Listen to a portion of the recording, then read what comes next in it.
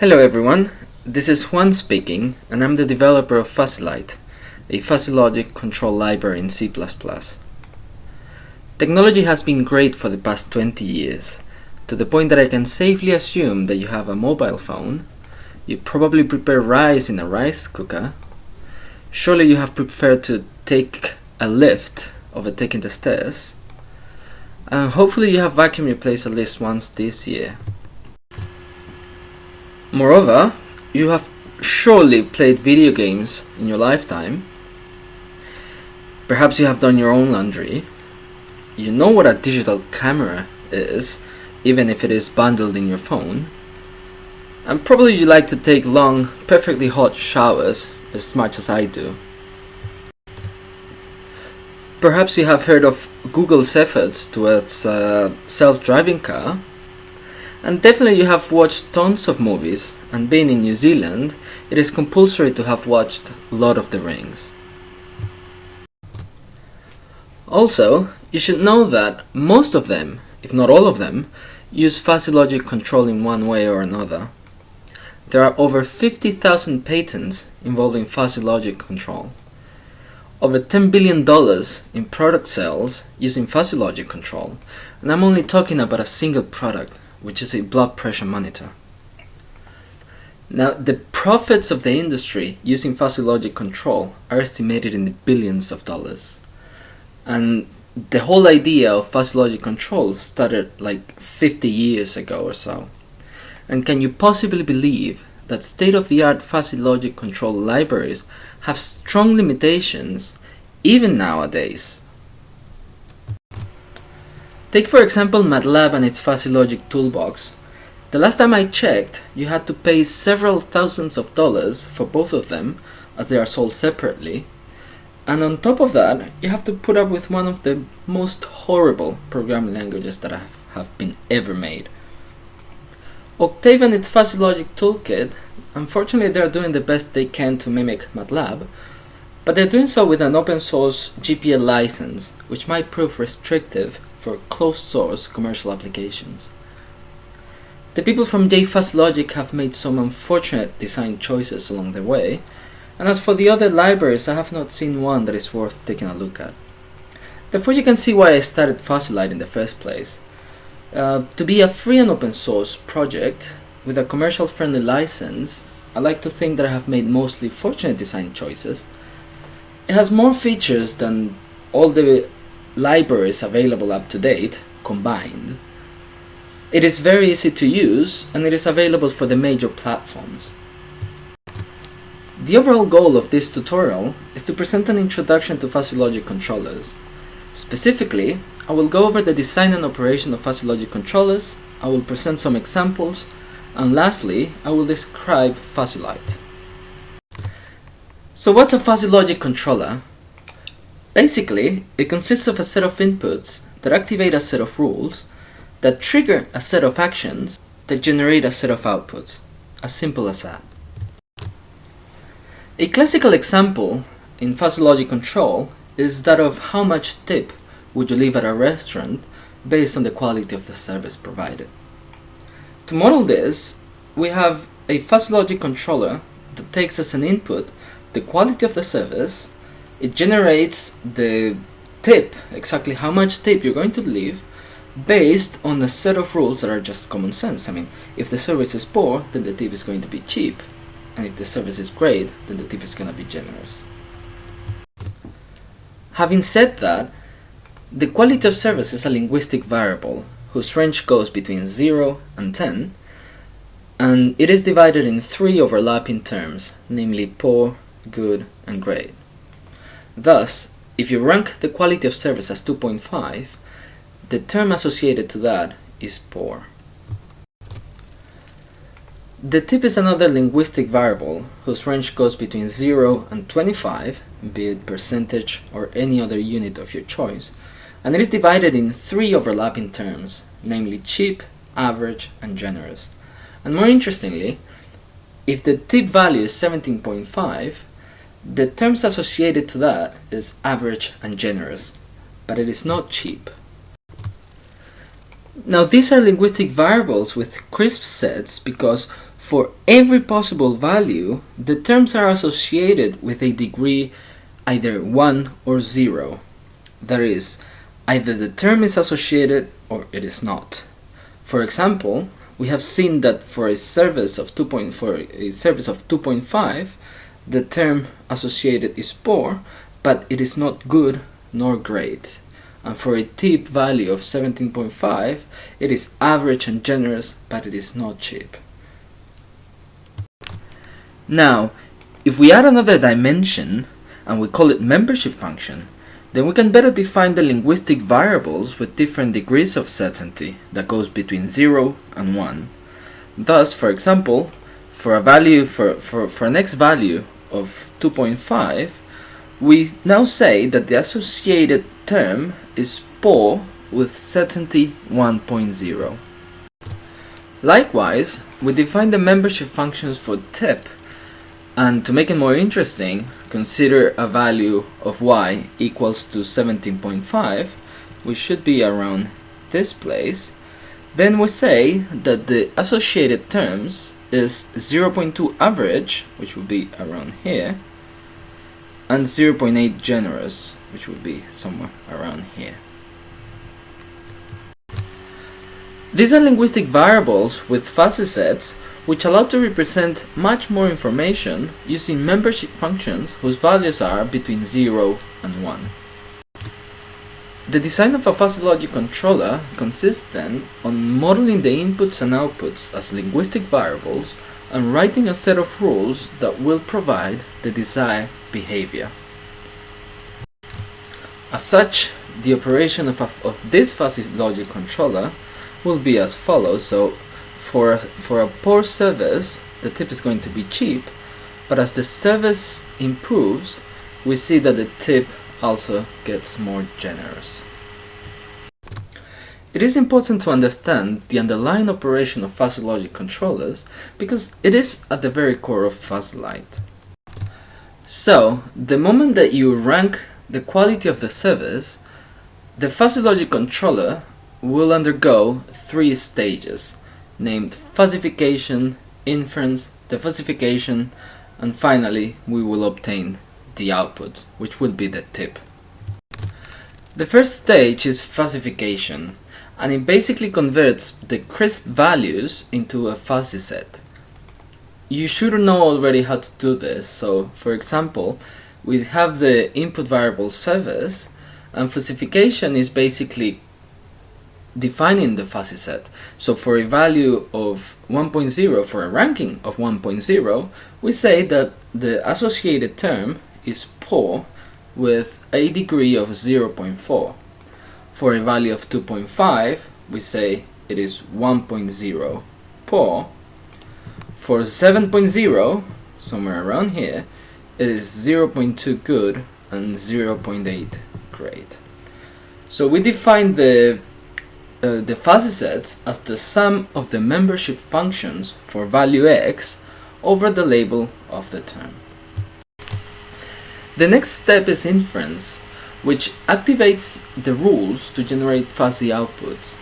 So, having the fuzzy inputs from the previous stage, we work first on activating the antecedents, then we modify the consequence of each rule, and finally we accumulate the whole thing together to obtain our fuzzy outputs. The first step is the activation of the antecedents, and considering the example that we have worked so far, taking an input value of 2.5 for the service, we assign the values from the membership functions to each of their corresponding propositions, and ultimately we will have an activation degree for each antecedent. Now, considering the more interesting case of an input value of 7.0 for the quality of service, we assign 0.0 to the proposition service is poor, 0.2 to the proposition service is good, and 0.8 to the proposition service is great. The next step is the modification of the consequence. So, using the activation degrees we have computed before, we multiply them with the linguistic terms in each of the consequence using an activation operator, which is some sort of fuzzy multiplication, if you will, but it is formally known as a t-norm. For example, if we multiply 1.0 with the linguistic term cheap, we get the linguistic term exactly as it is. Whereas as we multiply 0.0 times average, we get nothing, and 0.0 times generous, we get nothing either. Now, if we make it more interesting, say the multiplication of 0.0 cheap, 0.2 times average, and 0.8 times generous, we will get the following, provided that we define the fuzzy multiplication, or the activation operator in this case, as the minimum between any two possible values. So we say 0.0 times cheap, the minimum will be 0 all throughout. Now 0.2 times average will be the minimum as soon as we reach 0.2, where it becomes the new minimum. It goes all the way until it goes down. And lastly, 0.8 times generous, using the minimum as an activation operator, we will get every possible value until we reach 0.8, and then we get the rest of the values.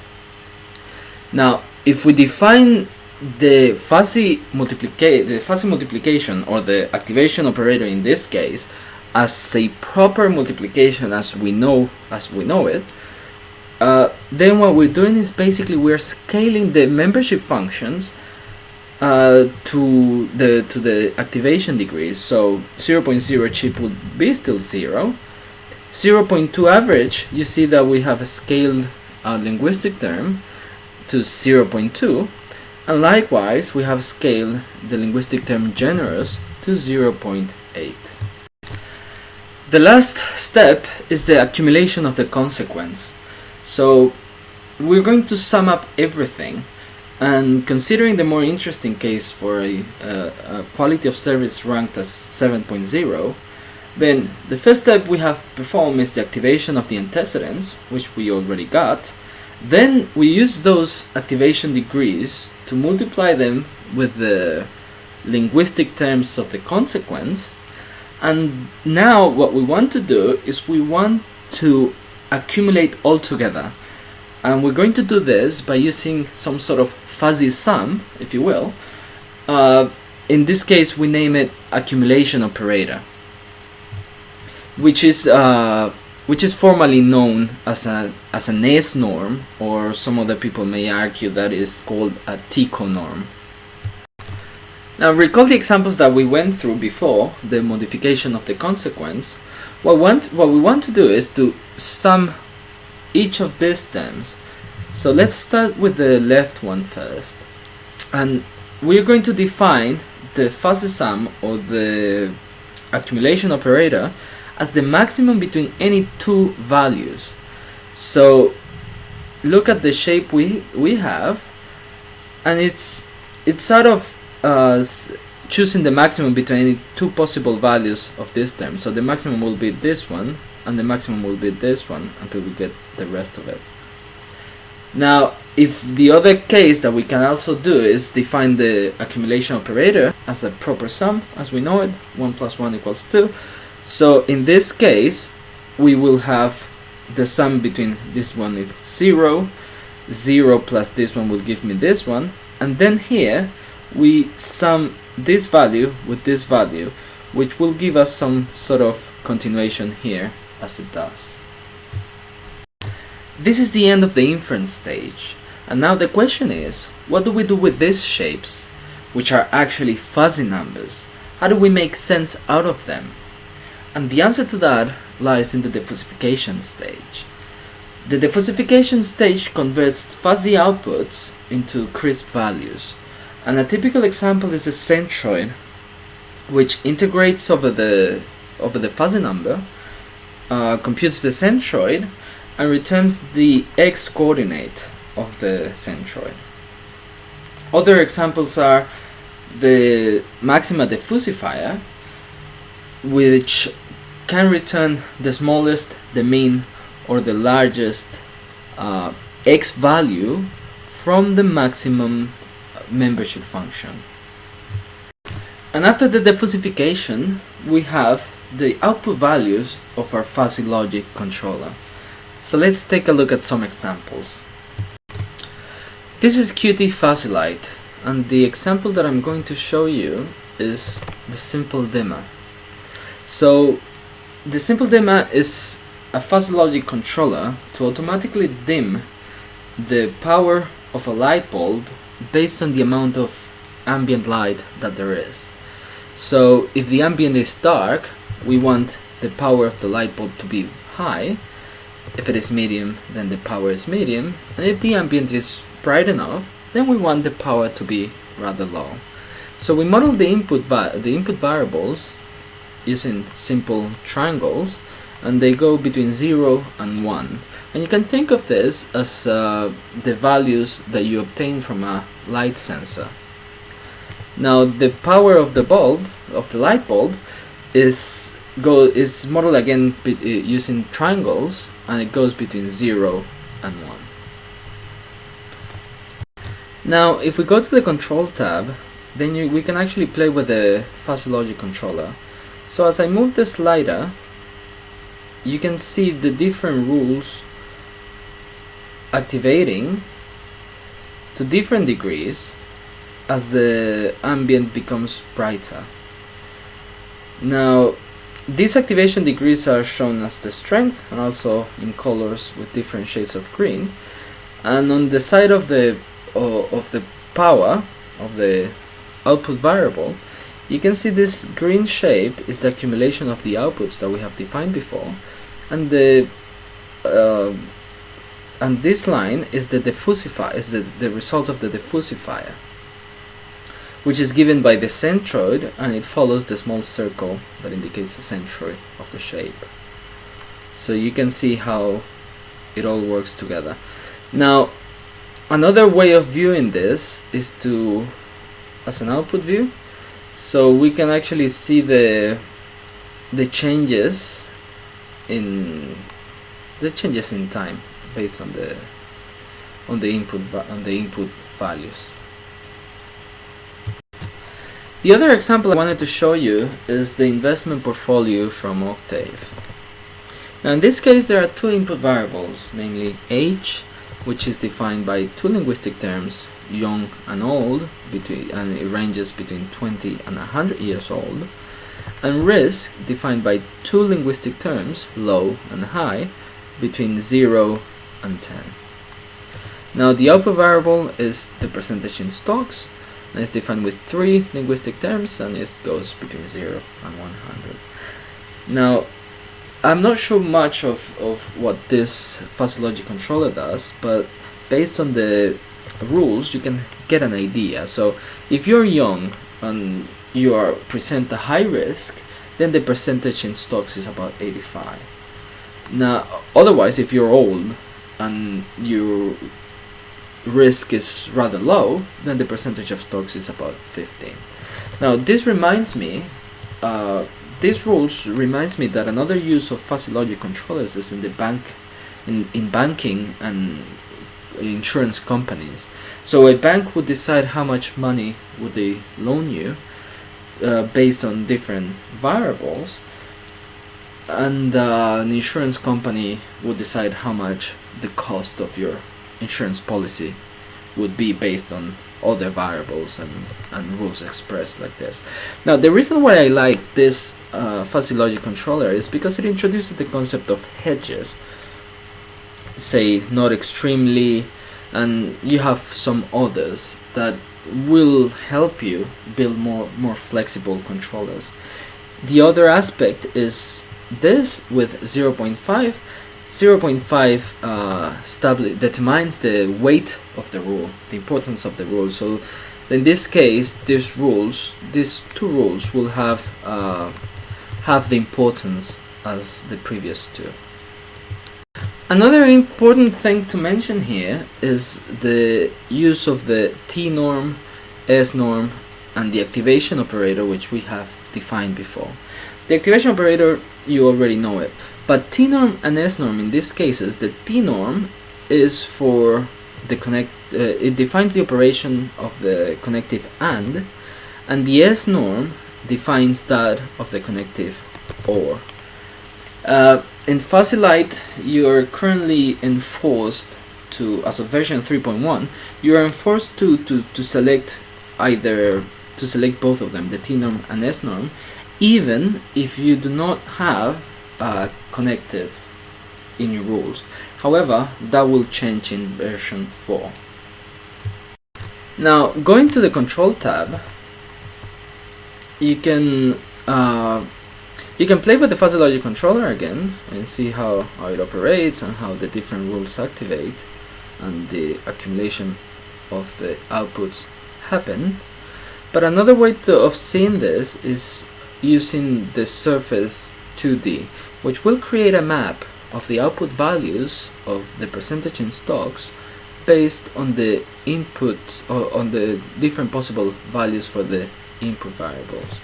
So in this case we generate the map, and you can see that as the age is older and this one would be the risk, as the risk is smaller, you get a more yellowish output value, a smaller value in other words, and red otherwise. You can also remove the contours or add more contours as you please, and you can of course save that image as you want. Now lastly, I wanted to tell you that you can create your Fuzzy Logic controllers from scratch using the user interface using Qt Fuzzy Light, and you can also export them to C++, to the code in C++ easily, so that shouldn't be a problem. Moreover, you can export it to Fuzzy Logic, to the Fuzzy Control Language or the Fuzzy Inference System of MATLAB, and you will get everything there. So, going back to our presentation, Fuzzy Light is a library. You can build it as a dynamic library using, in Linux would be .so and Mac .dylib, or in Windows .dll. You can also build it as a static library if you want. And Qt Fuzzy Light is just a user interface that links to Fuzzy Light. The main features of Fuzzy Light are Mandani, Takagi Sugeno and Tsukamoto Fuzzy Logic controllers.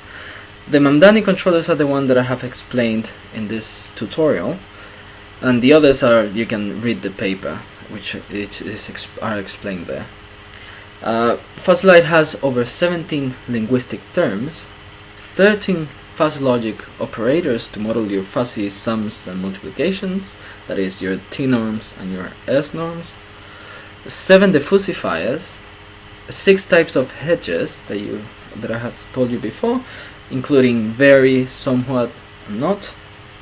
You can import and export using different formats, also export to Fuzzy Light C++, and you can easily extend and incorporate new components to Fuzzy Light. This is the list of linguistic terms that are available in Fuzzy Light, but there are also some others that allow you to combine different linguistic terms if you need it. And lastly, this is the abstract model of Fuzzy Light. So we have an engine that is the controller itself. So you have a vector of input variables, a vector of output variables, a vector of rule blocks, and a vector of hedges. Every time you set the values for input variables, you call process, and then that should be it. The input variables have an input value that is a type scalar that can be defined as a float or as a double, and a list of terms, and a vector of terms. Now the rule block contains the rules for the Fuzzy Logic controller. The tnorm and snorm are going to change in version 4, the T norm defines the conjunction, or that is the AND connective, and the S norm defines the OR connective. This is the activation operator, and fire rules triggers all the inference process together with all the inference process. Lastly, the output variable also has a vector of terms, an accumulated output, which we have defined before, a diffusifier, and a wrapper called diffusify, which makes the diffusifier diffusify the output, the accumulated output. Now, as conclusions and future work, well, we have shown that fuzzy logic controllers are a very powerful alternative to traditional control algorithms. They are very easy to design and operate, and also to maintain over time. And there are several algorithms to tune fuzzy logic controllers to improve their performance. However, it is important, very important, to recognize when it is useful to utilize fuzzy logic controllers. Because if you take a look at the example that we have shown so far, you can easily model this behavior using a simple function from the ramp term. Now, this function will be far more computationally cheaper than using a fuzzy logic controller. As for future work, I expect to incorporate type 2 fuzzy logic controllers, which include uncertainty on the membership functions, develop the adaptive neurofuzzy inference system, which includes neural networks and fuzzy systems, and the fuzzy C-means clustering algorithms. But there are still many more things to do. Well, I hope that you have enjoyed this tutorial, and if you have enough resources, please consider supporting Fuzzylite with a donation. All the money goes strictly to the development of Fuzzylite, and I am currently working on a Java version which I expect to release early 2014, but your donation would make an important difference. Thank you very much.